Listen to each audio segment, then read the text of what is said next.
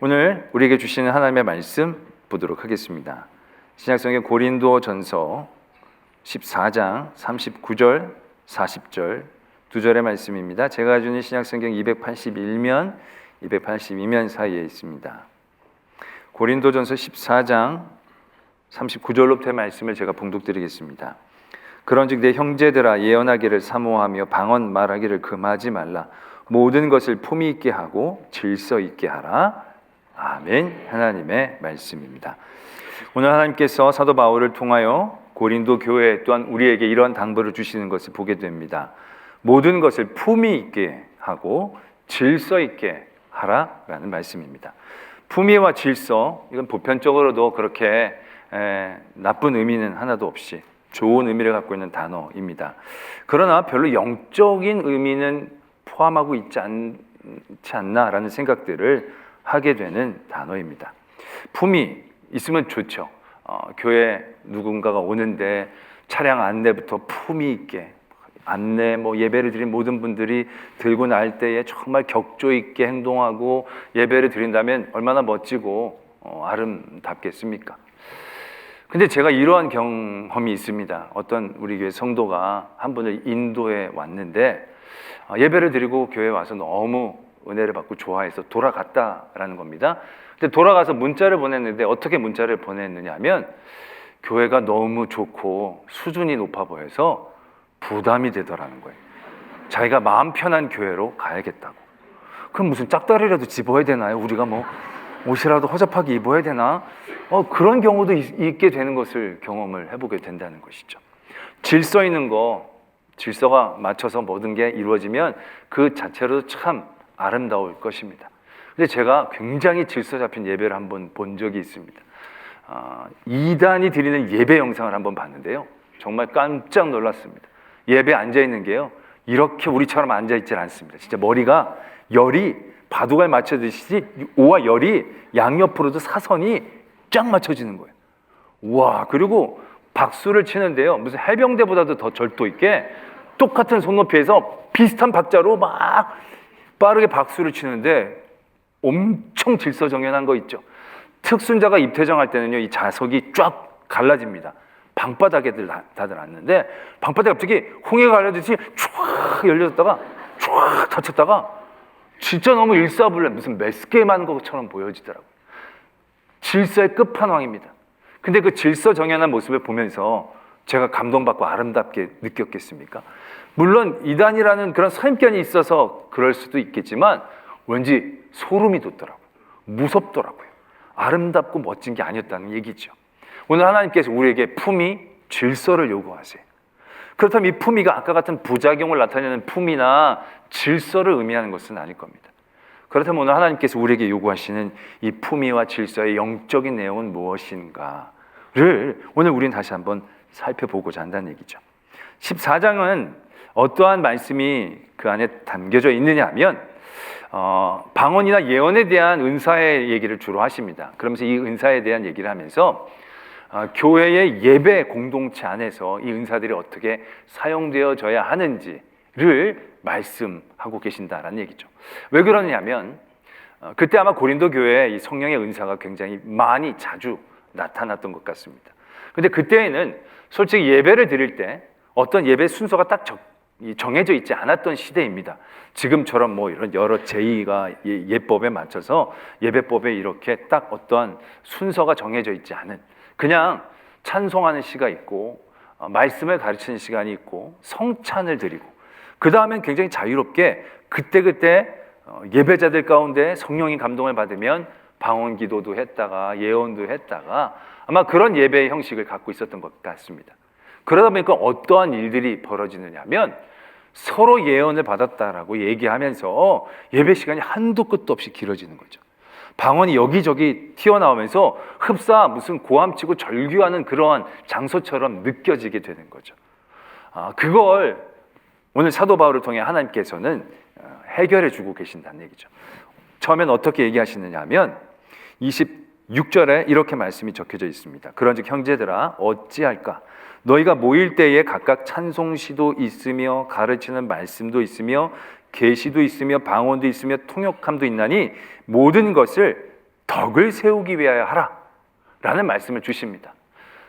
각자가 방언도 받고 예언도 받고 가르치면서도 있지만 내가 오늘 예언을 받았으니까 꼭 예언을 해야 돼. 내가 방언을 받았으니까 방언 기도를 해야 돼. 이렇게 생각하지 말라라는 거예요. 그냥 자기가 받은 은혜에 함몰되지 말고 그것이 예배 공동체의 덕을 세우는 일인지 아닌지 꼭 먼저 생각하는 기준, 원칙을 가져야 한다는 것입니다. 내가 오늘 어떤 은혜를 받았다 할지라도 이 은혜를 얘기하고 나누는 것이 우리 교회 공동체 안에 덕이 되어지고 하나님 앞에 영광이 되는지를 한 번 더 생각해야 되는 그 원칙을 그런 모든 상황 가운데 제시하고 계신다는 얘기죠. 그리고 또 한 가지를 권면합니다. 뭐냐면 질서입니다. 질서. 그 다음에 말씀이 이런 식으로 됩니다. 방언을 하려고 하면 2사람이 해라. 많아야 3사람. 그리고 이 방언을 하는데 통역하는 은사를 갖고 있는 사람이 옆에 없으면 예배 시간에는 하지 마라. 집에 가서 해라. 그런 분명한 원칙을, 질서를 제시하고 계신다는 거죠. 왜냐하면 방언이라는 것이 자기가 하나님의 말로 하는 건데 통역이 없으면 회중들 앞에 할 이유가 없다라는 얘기죠. 그러니까 자기가 방언 받았다라고 막 그냥 기도하고 소리치지 말라라는 겁니다. 그 공동체 안에서. 예언을 할 때도 마찬가지입니다. 어떤 사람이 예언하기 시작하면 예언을 막 하면 중간에서 또 어떤 사람이 나도 예언을 받았다고 툭 튀어나올 수가 있다는 얘기죠. 그런 경우들이 비일비재했다는 얘기죠. 그러면 내가 먼저 시작했는데 너 기다리라고 그러지 말라라는 얘기예요. 예언하는 영은 예언하는 영으로 제재가 온다는 거예요. 하나님이 어떤 사람에게 예언의 영을 주셔서 말하게 한다면 너는 이제 그만 말하라 라는 어떤 질서를 세워주시는 거예요. 어떤 사람이 나 2마디밖에 안 했는데 저쪽에서 누가 툭 튀어나왔어? 2마디밖에 안 했는데 그런 말 하지 말라는 거예요. 2마디든 1마디든 다른 사람이 툭 튀어나오면 인정해 주라는 거예요. 넌 이제 그만해도 된다는 하나님의 뜻으로 알라라는 거예요. 그러한 질서를 제시해 주시는 것을 말씀에서 오늘 보게 되어진다는 거죠. 솔직히 이건 고린도 교회 교인들에게만 필요한 것이 아닙니다.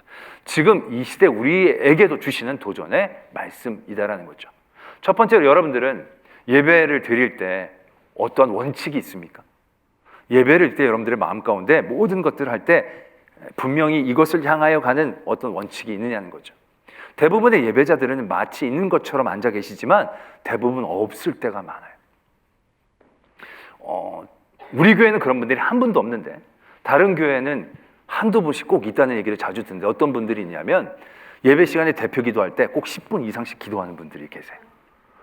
그러면 여러분들 우리는 경험을 못 해봐서 모르시겠지만 대표 기도를 하는데 10분 기도를 하면요 나중에는 은혜가 안 되다 못해 분노가 치밀어 오를 때가 적지 않은 거죠. 예배 완전히 망치는 겁니다. 그래가지고 참다 못해 사람들이 얘기한다는 거예요. 제발 그러지 말라고. 그럼 알았다고 짧게 하겠다고. 그 짧게 하겠다고 해서 올라가고는 또 10분 거의 다 한다는 거예요. 그럼 다들 얘기를 하는데 왜 그러냐고 도대체. 그럼 그런 분들이 하는 얘기가 다 거의 비슷합니다. 뭐라고 얘기하냐면 성이 안 찬다는 거예요. 10분 아래로 하면 기도 안 한 것 같다는 거예요. 10분 안으로 10분 아래로 하는 게 자기는 도저히 못 하겠다는 거예요. 누구 성에 차여지는 기도입니까? 그 예배 공동체의 덕을 세우는 게 아닌 거죠. 자기 만족적인 기도를 한다는 거예요. 자기 유익을 위해서 자기 성질에 맞게 자기가 하고 싶은 대로 하지 않으면 안 되는 거. 이게 우리 예배자들 가운데 얼마나 적지 않게 가지고 있는 마음인가라는 것이죠. 여러분들도 똑같은 경우에서 생각해 보셔야 됩니다. 여러분들이 예배를 오늘 드리러 왔어요. 예배를 드리러 왔을 때 여러분들은 예배자로 오신 겁니까? 청취자로 오신 겁니까? 대부분 예배자로 오신 겁니까? 물으면 아멘이라고 얘기하겠지만 대부분의 태도는 청취자일 때가 많아요. 찬양을 오늘 할렐루야 찬양대 얘기가 아니라요. 찬양대가를 하는데 찬양대가 막 음이 틀리고 중간에 누가 툭툭 튀어나와. 그럼 여러분들 어떻게 생각하십니까? 에이그 틀렸어. 잘 좀 준비해야지. 찬양대가 저래. 이런 태도 갖지 않으십니까? 평가자와 판단자로 쓰는 거예요. 목사님이 설교를 하는데 설교가 은혜가 안 돼. 그럼 여러분들이 어떤 마음을 가지십니까? 오늘 목사님 기도를 별로 안 했네. 준비를 별로 안 했네. 요즘 영성이 떨어진 것 같더라. 그러면서 뭘 얼마나 안다고 나를 평가를 하고 갑자기 흥분하고 그러죠. 하여튼 막 평가가 판단자 그런 자리에 설 때가 많은 거예요. 그리고 자기가 듣고 싶은 거, 자기에게 유익이 되는 거, 자기 은혜에만 집중할 때가 많이 있다라는 얘기죠. 이건 예배자가 아닙니다. 이건 청취자이고 시청자이고 평가자이고 판단자일 뿐이다라는 얘기죠. 자기 유익만을 위해 예배를 드리는 것은 예배가 아닌 것이죠. 그렇다면 그러한 자리에서 하나님의 덕을 생각하고 교회 공동체의 덕을, 모든 예배자들이 함께 예배를, 은혜를 받기를 원하는 마음을 가진 사람들의 태도는 어떠하겠습니까? 예배를 드리러 왔는데 찬양대가 뭔가 좀 수상해, 음이 막 틀리기 시작해. 그럼 그 다음부터 어떻게 됩니까? 아유, 저 찬양대가 오늘 이러면 안 되는 거죠. 그때부터 기도가 되죠. 주여, 저들에게 박자의 영을, 음정의 영을 허락하여 주시옵소서. 되살아나게 해주십시오. 막 기도했는데도 찬양이 막 중구난방으로 가면 그때는 또 바르게 기도의 태세를 바꾸면서 주여, 좋지 않은 음성에서도 은혜는 있는 줄로 믿습니다. 저 찬양에도 우리가 감동받게 해주십시오. 이게 동역 아니에요.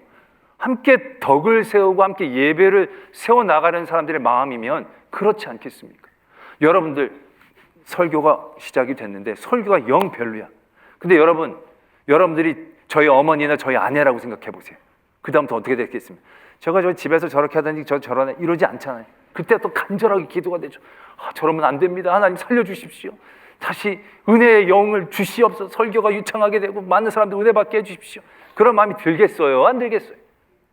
그런 마음을 갖게 된다는 거예요. 이게 교회의 덕과 하나님의 영광을 생각하는 예배 공동체, 그 예배 공동체가 가져야 될 원칙이 되어져야 한다라는 얘기죠. 내가 방언을 했네, 내가 예언을 하네, 내 방언이 진짜 수준 높은 예언이고 내 방언이 질 높은 방언이네, 이런 걸 자랑하라고 하나님이 은혜를 주신 게 아니에요. 그 모든 것들을 통하여 교회 공동체의 덕을 세우는 것에 우리는 깨어 있어야 한다는 거예요. 내가 지금 굉장히 감격스러운 방언을 받았어. 그런데 한 번 더 생각해 보는 거예요. 이 방언을 지금 하는 게 이 교회 공동체 안에 덕이 되고 하나님 앞에 영광이 될지, 그걸 한 번 더 생각해 보아야 한다는 얘기죠. 그 다음에 질서에 대한 부분도 마찬가지입니다. 우리가 예배를 드릴 때 질서? 우리는 뭔가 순서가 딱딱딱 정해져 있기 때문에 굳이 질서가 필요할 것 같아 보이지는 않습니다. 근데 이 질서는요, 모와 열을 맞추고 순서와 차례를 맞추는 질서만을 의미하는 게 아닙니다. 33절에 보면 이렇게 말씀이 적혀져 있어요. 하나님은 무질서의 하나님이 아니시오 오직 화평의 하나님이시니라. 무질서의 하나님이 아니시면 질서의 하나님이셔야 되는데 단순한 질서의 하나님이 아니라 화평의 하나님이라고 말씀하고 계신다는 거예요. 때문에 여기서 요구하는 질서는 단순히 순서와 차례를 지키고 맞추라는 데 그치지 않는다는 거예요. 그것이 분명히 화평을 위한 일들 가운데 행해져야 한다는 얘기죠. 예배를 드리러 오는데 엘리베이터를 타려고 했더니 줄 서서 딱 타려고 하는데 뒤에 있는 분이 막 밀고 들어와요. 사람들이 안에도 많은데 자기 못할까 봐 막 밀고 들어와서 내가 막 밀려서 들어와서 내가 거의 밀려날 뻔했어. 그럼 여러분들 마음이 어떻게 하겠습니까? 이 사람 되게 무례하다, 이 무질서하다, 질서 좀 지키세요, 뒤에 나중에 타세요, 막 이러고 싶어 하잖아요. 근데 이러한 질서가 아니라는 얘기예요. 어떠한 질서냐면 화평을 이루기 위한 우리 안에서의 질서라는 거예요. 처음에 그렇게 들어오면 화내고 정죄하기 전에 한번 살펴보라는 얘기예요. 살펴봤더니 그 사람이 얼굴색이 안 좋아. 몸이 안 좋으니까 빨리 타고 싶어 했겠구나. 어지간히 급했겠구나. 불편하니까 계단이 힘들겠구나. 그런 이해할 수 있는, 보다 더 그를 품을 수 있는 순서, 그 품을 수 있는 여지를 만들어낼 수 있는 질서, 그러한 질서를 원하고 계신다라는 얘기죠. 어떤 이가 예배를 드리는데 젊은 사람이 여름에 너무 헐벗게 예배를 드리러 입고 와요. 너무 그게 눈에 성가셔. 저렇게 입고, 나는 저렇게 입고는 음식물 쓰레기도 안 버리러 갔는데 저렇게 입고 감히 예배를, 막 화가 나고 분노가 치밀 때가 있잖아요. 그럴 때 질서를 잡히라고 예의에 맞게 입어 이렇게 얘기하는 게 아니라 먼저 화평을 하기 위한 마음 가운데 순서를 정하라는 얘기죠. 그 사람을 보면서 이렇게 생각하는 거죠. 야, 난 저렇게 입고는 문 밖에 절대 못 나가는데 저렇게 입고 예배당까지 오는 거 보면 예배가 정말로 드리고 싶었나 보다, 이해하려는 마음을 가져야 해요. 그게 잘 안 되면 그때부터 기도하는 거예요. 제발 저 청년이 가리고 올 수 있게 인도해 달라고. 그냥 그게 안 되면 감기라도 걸려가지고 추워서라도 입게 해달라고 기도를 하는 거예요. 그래도 변화가 안 되면 그때 권면을 하되, 잘못해서 잘했어가 아니라 상처 주지 않고 그들을 일으키기 위한 권면. 너무 예배를 드리는 모습이 예쁘다고. 근데 더 예쁠 것 같은데 자매님 때문에 그 예배에 집중을 못하는 이들이 좀 있다라고 얘기를 하는데, 그분들까지 배려한다라고 한다면 너무너무 아름답고 성숙한 예배가 되어질 것 같습니다 라고 권면하고 얘기한다면 질서를 잡고 화평하게 해주는 과정이 되어진다는 거죠. 방언이 터지고 예언이 터지면서 순서를 맞춰라는 것은 1, 2, 3번 순서를 잘 지켜라는 얘기가 아니에요. 먼저 한 사람이 그만둬야 될 때를 알고, 나중에 들어온 사람을 미워하지 않고 정죄하지 않게, 먼저 들어온 사람들이 그런 모든 일들에 서로 양해하게. 그래서 그런 모든 일들이 단순히 순서를 정하는 게 아니라 협력하여 선을 이루고 화평하는 일들을 이루는 일들 가운데서 하나님은 질서를 요구하고 계신다는 것을 깨달으셔야 한다는 얘기죠. 그런데 그 다음에 말씀이 좀 우리가 부담스럽게 여기는 말씀이 이어지죠. 어떤 말씀이 이어지느냐 하면, 그렇게 원칙과 질서를 가지고 예배에 임해라 라고 말씀을 하시고 난 다음에 갑자기 여자는 교회에서 잠잠하라 라는 말씀을 오늘 발견하게 된다는 거죠. 이 고린도서가 11장에서도 그런 부분이 나오고, 이 14장에서도 나오고, 이 여성 신학자들이 굉장히 불편하고 싫어하는 대목이 됩니다. 모든 여성 우리 성도들께서도 되게 기분 나빠하는 부분이 될 수도 있습니다.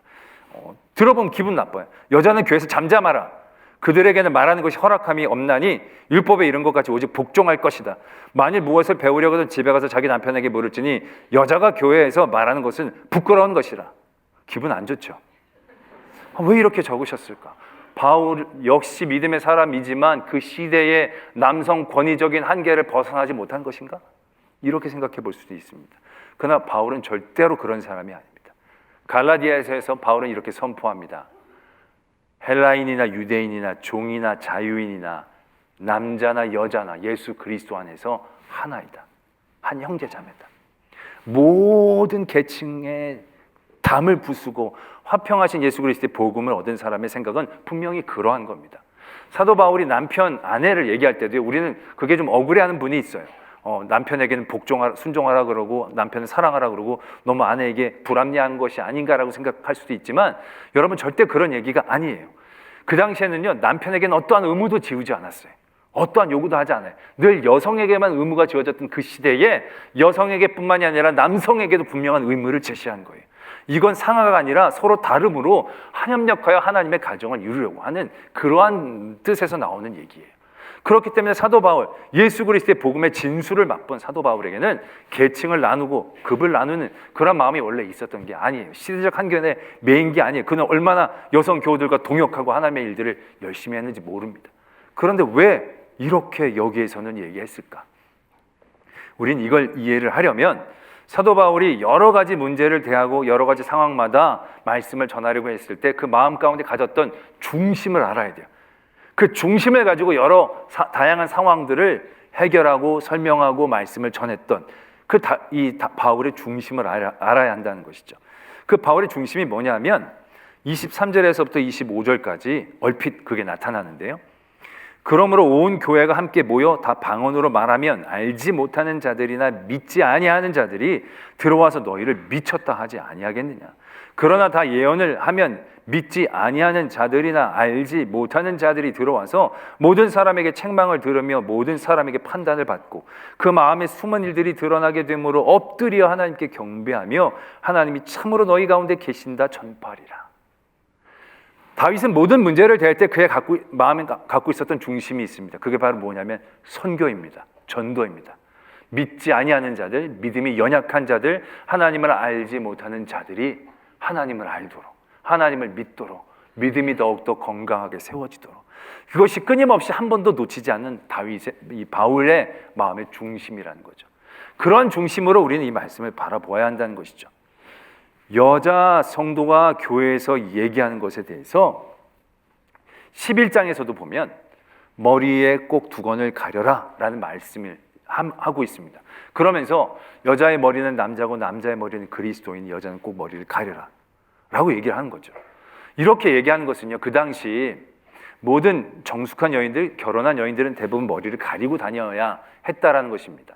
머리를 가리고 다니지 않는 부류가 있었는데 누구냐면 창녀, 이방 신전에서 일하는 제녀들, 그런 사람들만 자유롭게 머리를 가리지 않은 거예요. 근데 그때 고린도 교회에 믿음의 여성 성도들 중에 선각자 되는 분들이 이 믿음으로 우리는 자유롭게 됐고 계급이 없고 상하가 없고 동등하니까 우리 여자들도 두건 쓰지 않고 남자들처럼 그냥 하겠다, 이렇게 나타나는 분들이 더러 계셨다는 얘기죠. 근데 그게 믿음의 심지는 좋지만 믿지 않고 알지 못한 사람들이 교회 공동체를 바라보기에는 너무 그들에게 상처를 주는 상황이 될 수 있겠다 생각한 거죠. 왜? 교회 공동체는 다 저렇게 좀 이상한 사람들만 있네, 저기 좀 여자들이 좀 안 좋네, 그러면서 복음에 대해서 알지도 못하면서 마음의 문이 먼저 닫힐까 봐 그런 가운데 머리에 꼭 두건을 쓰라고 얘기를 하고 있다는 얘기죠. 마찬가지입니다. 교회 공동체 안에서 계시를 받거나 방언을 받을 때 여성들도 적지 않게 받았을 겁니다. 그분들이 계시와 방언을 하는 가운데에서 여성의 발언권들이 교회 공동체 안에서 열린 거죠. 발언하는 문턱이 낮춰진 거죠. 그러다 보니까 어떤 현상이 일어났느냐 하면 계시와 방언을 하면서 교회 공동체 안에 예배를 돕는 일 이외에 쓸데없는 질문을 하기 시작하는 그런 여성들이 있었다는 거죠. 그래서 예배의 흐름을 방해하고 자기가 더 관심이 많고 여기에 생각이 많은 것처럼 뭐 과시하면서 묻고 그 흐름을 방해하는 분들이 분명히 있었던 것 같습니다. 그래서 그런 분들에게 다른 사람들이 바라보면서 이 교회 공동체 완전히 여기 진짜 여기는 완전히 뭐 완전히 쑥대밭이네, 여기 완전히 이게 이 위도 아래도 없고 시험에 들 수도 있기 때문에 그런 여자들에게 잠잠하라고 이야기하고 계시는 것이다 라는 얘기죠. 그렇다면 이렇게 생각하실 수도 있을 겁니다. 그러면 그렇게 얘기하면 되지 않느냐고, 교회에서 잠잠해 달라고. 왜? 여성들 많이 얘기하면 믿지 않는 사람들이 보고 오해하고 그럴 수도 있으니까, 우상 제물을 사람들이 보고 오해할 수 있으니까 먹지 않는 것처럼 그냥 좀 조용해 주시면 안 되겠습니까? 뭐 이렇게 얘기하면 좋은데 그게 아니잖아요. 뭐 율법에 막 이런 식으로 얘기를 하잖아요. 왜 이렇게 얘기를 하시는가? 나중에 만약에 그렇게 얘기를 했다라고 한다면 반론이 생길 수 있다는 거죠. 어떤 반론이냐면, 아니 두 권을 쓰고 있는 것보다 두 권을 벗는 게 선교에 더 유리하지 않겠느냐고. 많은 억압된 여성들이 두 권을 쓰고 자유롭게 하고 있는 이 교회 공동체를 보면 더 오지 않겠느냐고, 선교에도 도움이 되지 않겠느냐고. 아마 이렇게 얘기하는 경우들 생길 수도 있다는 거죠. 그럼 그 얘기 때문에 또 불협화음이 생기게 되어지고 에너지가 낭비되어질 수 있다는 얘기죠. 그래서 그러한 논쟁과 문제점들을 미리 질서를 매겨 놓는 거죠. 말씀에 여자 위에 남자, 남자 위에 그리스도, 이건 상하를 얘기하는 게 절대로 아니에요. 그 모든 존재의 자리에서 다양하게 하나님의 일들을 하는 것을 의미하는 거죠. 이것으로 남자가 위에 있고 여자가 밑에 있다는 의미라는 것이 아니라 그런 성서적인 해석을 통해서 그런 쓸데없는 논쟁을 뒤로 하고 그러한 일들이 합력하여 덕을 세워서 복음을 전하고 믿음이 연약한 이들을 세우는 일들 가운데 쓰임받기를 원하는 그런 마음 가운데서 이것을 말씀으로 해석해냈다는 거죠. 또한 이런 질서를 만들어 놓으면 어떤 상황들이 생기냐면, 아마 몇몇 사람들이 그렇게 했을 때 그 여자들 그렇게 하지 말라고 얘기하라고 그랬으면 그분들이 상처를 입을 수도 있을 것입니다. 그들에게 이러한 질서를 제시하며 권면을 하는 거죠. 특정인을 정죄하는 게 아니라 이런 일들을 권면하며 상처받지 않고 자기가 깨달아서 하나 되며 화합하는 그런 모습을 원했기 때문에 이러한 말씀으로 선교적인 덕과 질서를 위해 이렇게 말씀하신 것으로 우리는 이해해 볼 수 있다라는 것입니다. 이렇게 되면 우리는 하나님께서 모든 것을 품위 있게 하고 질서 있게 하라는 것에 이 품위와 질서의 영적인 의미들을 보다 더 분명하게 깨달을 수 있게 되어지는 거죠. 며칠 전에 어떤 기사를 봤습니다. 그 기사의 내용은 뭐냐면, 어떤 분이 지하 주차장에서 차를 빼고 나가는데 옆에 있는 차를 긁었습니다. 고급 외제차라고 합니다. 내려서 봤더니 이렇게 스크래치가 난 거예요. 가만히 들어봤더니 스크래치 안에 원래 있었던 기스 같은 게 있었던 것 같은 느낌이 받은 거예요. 그래서 차주인에게 문자를 보내서 제가 차를 긁었습니다. 좀 와서 보시죠. 그랬더니 답이 오는데 차주인이 괜찮습니다. 그냥 가시지요. 그렇게 얘기를 하는 거예요. 근데 그냥 갔다가 나중에 또 덤태기를 쓸 수도 있지 않습니까? 그래서 제가 뭔가 있는 기수에 스크래치를 낸 것 같은데 한번 보시면 좋겠습니다. 또 문자를 보냈더니 이 차주인이 뭐라고 답장이 오느냐면, 제가 지금 예배 중이라서 나갈 수가 없습니다. 바퀴만 굴러가면 저는 상관이 없습니다. 그냥 가셔도 좋습니다. 이렇게 이제 문자를 보냈다는 거예요. 그래서 오긴 왔는데 내심 찝찝하니까 예배 끝나고 꼭 좀 연락 좀 해달라고 문자를 보낸 거죠. 그때 그 차주인이 문자를 보내온 걸 이분이 보고 감동을 받아서 사연을 올린 게 기사에 뜬 겁니다. 근데 그 차주인이 어떤 문자를 보냈느냐 하면 이렇게 보냈다는 거죠. 많이 놀라셨죠? 괜찮으시죠? 그리고 스크래치는 오래된 것이 아니고 새로 생긴 것이 맞네요. 제 차는 올해 4월 중순에 앞범퍼를 같은 아파트 입주민이 심하게 박아서 수리를 받고 5월 초에 나왔거든요. 그리고 약간 긁힌 것은 개의치 않으니 그냥 타도 상관없어요. 바퀴나 범퍼가 떨어진 것이 아니면. 제 생각에 나중에 집사님 차를 어느 분이 혹시 살짝 긁으면 상황에 따라 다르겠지만 조금 봐주시면 어떨까 합니다. 제 생각은 세상의 모든 것들은 중립적인 것이라고 생각을 해서요. 돈도 칼도 차도 핸드폰도 모두 중립적인데 사용하는 사람에 따라서 은혜롭게 아니면 그 반대 여러 가지 상황을 가져온 것 같습니다. 별로 중요하지 않은 것에 목숨 걸지 말아야 하는데 저도 잘 안 돼서 항상 회개합니다. 차도 바퀴가 빠지거나 범퍼가 떨어지지 않는 한 그냥 타도 무방하다고 생각을 해서요. 라는 문자를 보냈다는 거죠. 그 장소가 어떤 특정한 장소라고 얘기하지 않지만 저는 교회 지하 주차장인 것 같습니다. 그리고 그 교회가 우리 청운교회이길 간절히 바랬습니다. 여러분, 좋은 차를 타고 다니고 차에서 내리는 게 품위가 아닙니다. 이러한 교인이 품이 있는 교인인 것입니다. 중립적이라고 생각하잖아요. 뭐든지 차도 중립적인 겁니다. 그래서 차를 누가 긁어가지고 야 이놈의 자식 나와 막 이래가지고 한 푼이라도 더 받으려고 생각하면 그 차는 어떤 역할을 하는 겁니까? 자기를 아주 쪼잔하고 악하게 만드는 도구가 되는 거예요. 근데 차가 스크래치가 났어요. 근데 이걸 선한 도구로 사용하는 거예요. 내가 한번 눈 감아주고 하나님 앞에 영광을 돌리는 이 가운데 쓰면 이 차는 스크래치가 나서 보기엔 흉하지만 하나님의 영광을 돌리고 공동체의 덕을 세우는 도구가 되어진다는 얘기죠. 아니 놀라운 발상 아니겠습니까? 우린 차는 타는 거라고만 생각했지 덕을 세우고 영광을 돌리는 도구라고 생각하지는 않잖아요. 그런데 그것을 그렇게 생각하고 그러한 원칙을 가지고 이분이 살려고 노력한다는 것입니다. 이게 품입니다. 여러분 다 롤스로이스 다 사시길 바랍니다. 롤스로이스에서 내리시길 바랍니다. 아멘. 왜 아무도 안 해요? 그 차 싫어해요? 대신 그 차를 타고 다니는 목적으로 타지 마시고 긁히는 목적으로 타고 가십시오. 롤스로이스 긁으면 그 사람 완전히 기절할 겁니다. 멘붕이 올 겁니다. 완전히 세상이 다 산 것 같은 생각이 들 겁니다. 그런데 그때 그 주인이 괜찮습니다. 저는 하나님의 은혜로 사는 사람이니까 이 정도는 하나님이 커버해 주실 것입니다 라고 얘기한다면 그 롤스로이스는 진짜 놀라운 은혜의 도구가 되지 않겠습니까?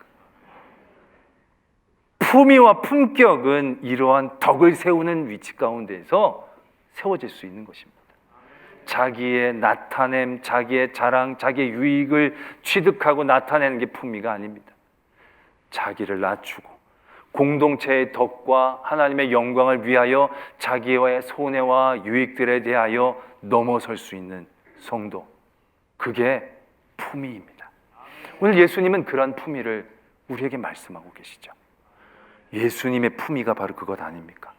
높은 곳에 전능하신 하나님, 그 능력의 하나님의 아들 예수 그리스도가 이 땅에 오셔서 기스나고 스크래치나고 무시당하고 억울하고, 그런데 하나님의 영광을 위해 사십니다. 모두가 구원받는 일에 덕을 세우기 위해 예수님은 넘어서셨습니다. 그때 예수님의 품격이 나타나는 겁니다. 성도들에게 그런 품격을 요구하고 계시는 겁니다. 근데 우리들 보면요, 제발 다른 데 가서 나 권사네, 안수집사네, 장로네 얘기를 안 했으면 좋겠는데 그런 얘기를 하면서 악착같이 깎으려고 노력하는 분들이 참 많아요. 전화해가지고 뭐 집사님, 장로님 얘기하면서 내일 때 정말 이론 한 장 딱딱 다 받아내는 분들, 제발 그러려면 말을 하지 마세요. 그냥 또 다른 종교를 얘기하면 안 되고, 하여튼 그런 얘기가 되어졌다라고 한다면 하나님의 영광과 덕을 위해 생각하셔야 돼요. 자기의 유익이 아니라 그 일들을 위하여 자기를 넘어서셔야 돼요. 오면 택시비가 한 25,000원 나오면 3만 원 딱 드리고 가지세요. 그러면서 할렐루야 하면 나오면 그게 품격 아니겠습니까? 다 주세요, 다 주세요. 30원까지 다 주세요. 이거 그런 거 아닙니다. 우리가 권사라는 걸, 안수집사라는 걸 시장에서 깎지 마세요. 그냥 오히려 더 주려고 하세요. 왜? 하나님의 영광을 위해, 공동체 덕을 세우기 위해. 그게 품입니다. 그게 품이. 많이 깎아갖고 온 게 품이가 아니고 정말로 많이 손해본 게 품입니다. 하나님의 영광을 위해 내가 고생당하고 억울한 게 품이입니다. 질서도 옳고 그르고 바라서 정죄를 하고 너 바르다 옳다라는 것을 줄 세운 게 질서가 아닙니다. 상처받은 사람을 세우기 위한 질서, 내가 앞서지 않기 위한 질서, 그런 모든 일들 가운데 모두가 화목함으로 나갈 수 있게 하는 그 질서, 그게 하나님이 원하는 질서이다라는 것입니다. 무질서에 불쾌하고 분노하신 분들은 화평으로 나가셔야 합니다. 품격이 없는 그 자리에서 품격을 만들어내는 우리의 손해와 희생, 하나님의 영광을 위한 우리의 드림이 결국 우리의 품격과 아름다운 질서의 은혜, 그곳으로 인도해 주실 줄 믿습니다. 말씀을 생각하며 함께 기도하겠습니다. 여러분들은 품위가 있는 성도입니까? 나는 질서를 사랑하는 성도입니까? 나는 옳고 그름, 순서, 차례는 되기 좋아하면서도 정죄하는 데 빨랐고 나를 내세우는 데 빨랐습니다. 그건 질서가 아닙니다. 하나님은 무질서의 하나님이 아니시고 화평의 하나님이십니다. 화평으로 질서를 만들어 나갈 수 있는, 화평하기 위해 그 질서를 세워나갈 수 있는 저희들 되게 해주시고, 또 우리가 하나님의 영광과 공동체 덕을 세우기 위해 나를 낮추고 나를 숨기고 또한 나를 드리고, 그러한 품위가 우리에게 있게 하여 주시옵소서. 이러한 기도의 제목으로 하나님 앞에 나가겠습니다. 아버지 하나님, 오늘도 우리와 함께 하시고 지키시고 인도해 주심을 믿습니다. 하나님 아버지, 우리의 그런 품위와 질서가 있게 하여 주시고 온전한 은혜 자리에 나가게 해 주시옵소서. 아버지,